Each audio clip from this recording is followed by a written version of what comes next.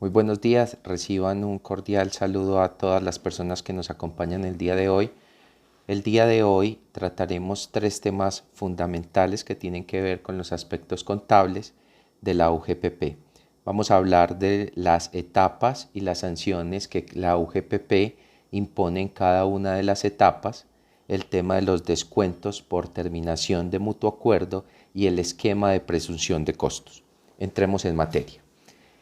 Las etapas de la UGPP, la primera es el tema de la acción persuasiva. La acción persuasiva no es vinculante, es decir, la persona decide si quiere o no responder a esta acción. Pero tengan mucho cuidado.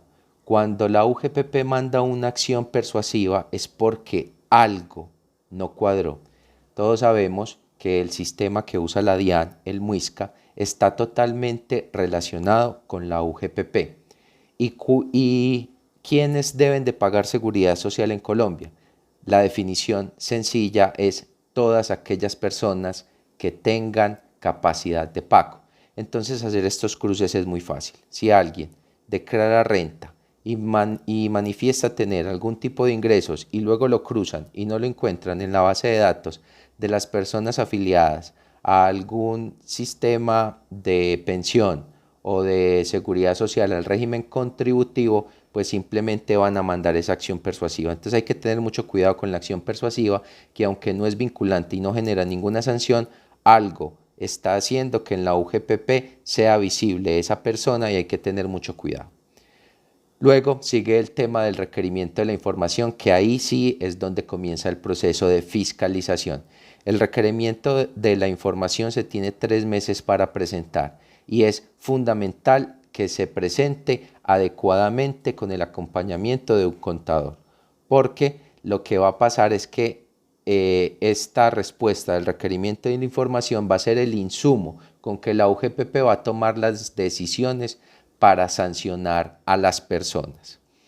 En esta etapa puede existir también una sanción, que es la sanción por el no envío de la información, que a hoy, dependiendo del término en el que se entregue, puede llegar a un máximo de 15.000 VTs, que está consagrada en el artículo 121 de la ley 2010 del 2019 en el numeral 3. Estas 15.000 VTs equivalen a 543.105.000 pesos, que para una empresa pues prácticamente sería quebrarla. Entonces hay que tener mucho cuidado de no dejar pasar estos 3 meses y de presentar la información conforme a la UGPP lo requiere. Entonces se tiene que presentar balances de prueba, las cuentas a su máximo nivel. No se puede dejar ninguna cuenta por fuera que tenga que ver con el pago de nómina. Es fundamental que esto se haga siguiendo la circular 922 dictada por la misma UGPP, donde vamos a encontrar toda la información necesaria para hacer la respuesta a este requerimiento. Luego viene la etapa donde se pide declarar o corregir. Después de que la UGPP analizó la información que le mandamos, pues viene una etapa para declarar o corregir. Acá se pueden dar dos tipos de sanciones. Una por omisión, que es cuando la persona natural o persona jurídica definitivamente no hizo pagos a la seguridad social. Y la sanción por inexactitud cuando se pagó menos de lo que la UGPP calcula que se debió de haber pagado. En la teoría, en la ley, dice que la sanción por omisión en esta etapa es el 5% por cada mes de retraso, pero la sanción en la realidad aplica es un tope de hasta el 100% por omisión y un 35% en inexactitud. ¿Por qué digo que en la teoría no funciona? Porque cuando nos dicen que el 5% por cada mes o fracción de mes, esto es en un mundo ideal donde la UGPP hiciera sus procesos de fiscalización al año siguiente, a los 2 años. Pero los procesos de fiscalización se están haciendo aproximadamente entre el tercero y el quinto año. Recordemos que la UGPP tiene la potestad de hacer la investigación y sancionar solo hasta por 5 años. las deudas en materia de seguridad social son imprescriptibles, pero la UGPP le dieron 5 años para sancionar. Entonces, por eso en la práctica nosotros utilizamos los topes, el 35% para inexactitud y el 100% para omisión. Si uno sigue discutiendo con la UGPP porque en el requerimiento de la información no le fue bien, a pesar de que la presentó en el escrito que respondió el requerimiento para declarar o corregir, también siguen quedando dudas o no aportó todos los soportes necesarios para que le hicieran una disminución en el IBC, entonces sigue la liquidación oficial. Cuando llegamos a la liquidación oficial ya estos topes aumentan. En la teoría, por omisión, aumentan el 10% por cada mes o fracción de mes de retraso hasta un límite del 200% y la inexactitud hasta un límite del 60%. Recordemos que estas sanciones fueron limitadas gracias a la ley 1819 del artículo 314 del 2016 porque antes la ley 1607 en el artículo 179 de 2012 no le ponía límite a estas sanciones. Y entonces si hoy hablamos de sanciones millonarias que impone la UGPP, que ponen en riesgo la continuidad de cualquier negocio o la estabilidad financiera de una persona natural, si lo vemos a la luz de la ley del 2012, pues prácticamente es el acabose para cualquier persona. Ahora vamos a entrar a mirar en qué consiste los descuentos por terminación de mutuo acuerdo. Desde el año 2016, con las reformas tributarias, hoy llamadas ley de financiamiento, el gobierno ha dictado una serie de alivios para las personas que son deudores de la DIAN y cobija también el tema de los deudores de la UGPP, y es que hace descuentos en las sanciones y en los intereses de mora. Entonces, ¿en qué consiste esto? Si una persona tiene una deuda que ya está en firme por medio de una liquidación oficial, puede acceder a este beneficio pagando solo el 20% de la sanción y el 20% de los intereses de mora en el subsistema de salud. Solo en el subsistema de salud, porque el de pensión, los intereses de mora se pagan al 100%. Pero entonces hay que tener mucho cuidado y yo les quisiera poner un ejemplo en el tema de las terminaciones por mutuo acuerdo. Y es a mi oficina llegan muchas personas y dicen, me quiero acoger a esta terminación por mutuo acuerdo porque definitivamente la UGPP me está quitando tranquilidad y quiero pagar. Y se encuentra uno, válgame el ejemplo, que la persona debe en capital, es decir, dejó de aportar a los subsistemas de salud y de pensión 10 millones de pesos. Si va en el requerimiento, perdón, en la liquidación oficial, pues la sanción sería el doble, o sea, 20 millones. En total tendría que pagar sin intereses de mora para efectos del ejemplo 30 millones de pesos.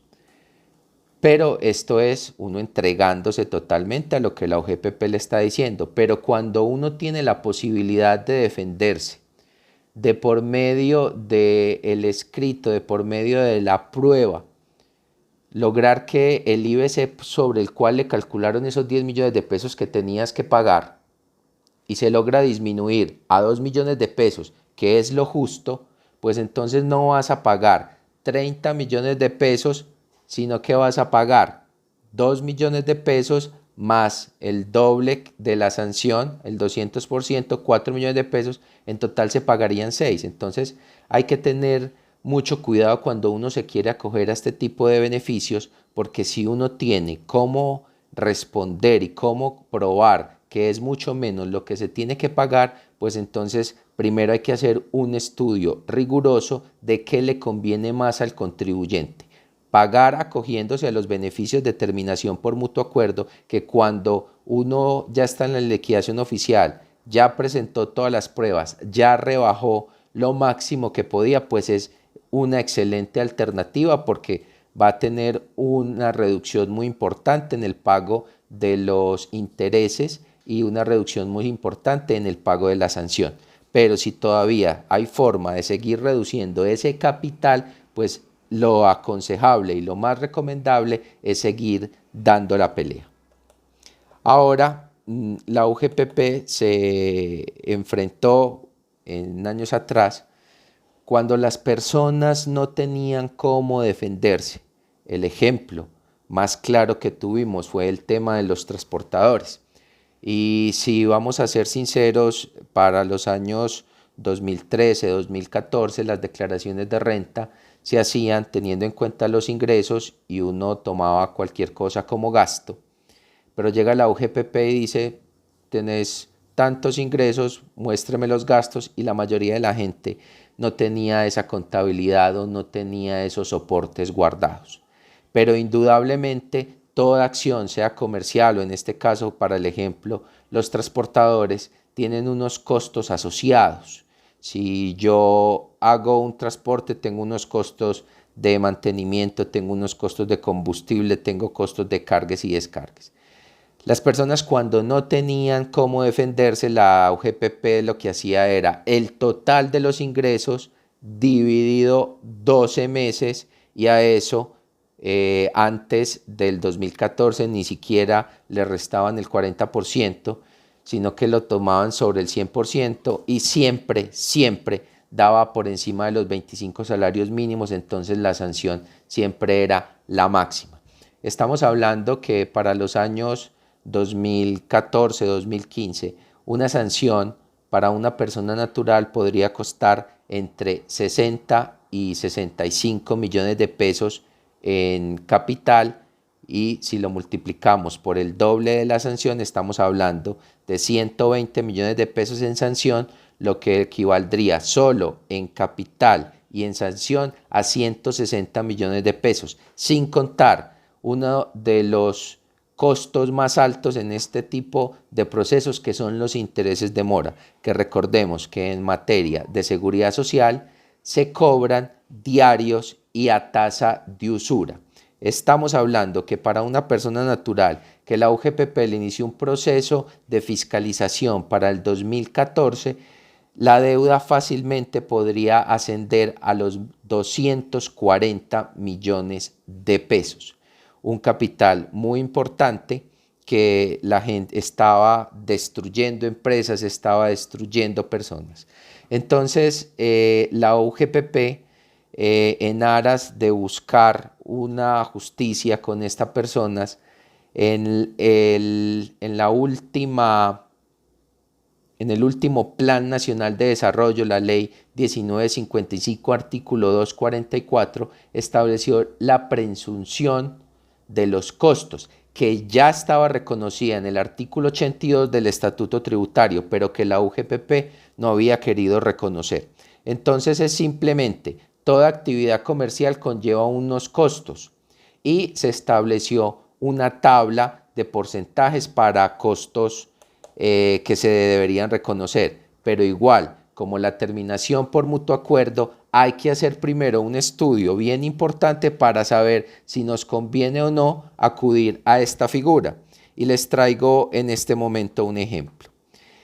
Para el tema de alojamiento y servicios de comida, la UGPP estableció mediante la resolución 209 del 2020 que para el tipo de alojamiento y servicio de comida iba a reconocer unos costos presuntos de hasta el 71%.